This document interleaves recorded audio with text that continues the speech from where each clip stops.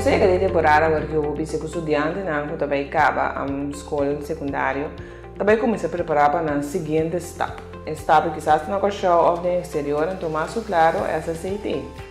Segura, assim mesmo, essa CTI, nós somos instância que já existe para 30 anos, acaba com nosso dono serviço grátis na comunidade, para parte de guia e financiamento de estudo na Corso Holanda e da região, nós está dando financiamento de casa, que nós não está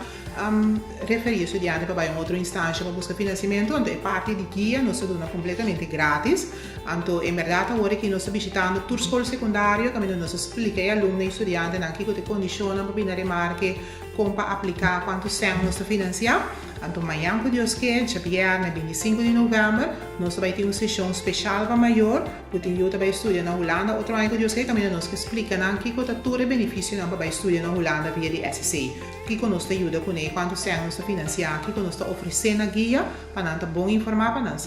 de como nós temos que ir para SSI.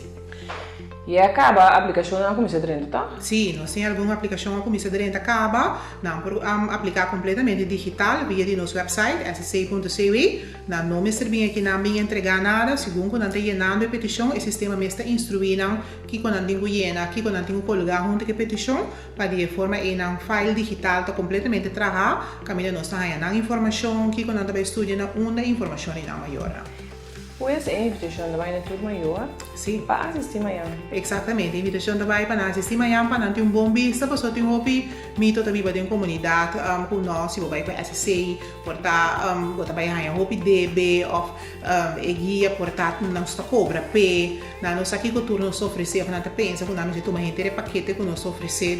nós que toma nos tempo amanhã, para nos explicar, não, que turno nos ajuda com ele, então para nós pensar com ele, pois coisa aqui completo, ou parte de dizer, então essa CIT para tu rende, se também me queira explicar como é bom, você tem hora também para viver em comunidade que ainda pensa que tem nada menos recurso, não vou botar um pouco um ticket para a Holanda também via SSI, não, essa CIT para tu rende de comunidade, passou nós temos subsídio do governo, que está bem fora de pagador de belasting, tu rende se quando anda trabalha, quando anda compra custo, paga belasting, e de fundo não é nós temos sem de governo para nos produzir, é parte de guia e serviço aqui completamente grátis na comunidade, basta não também na remarque para condicionar com nós. Então, essa CIT para tu rende de tu grêmio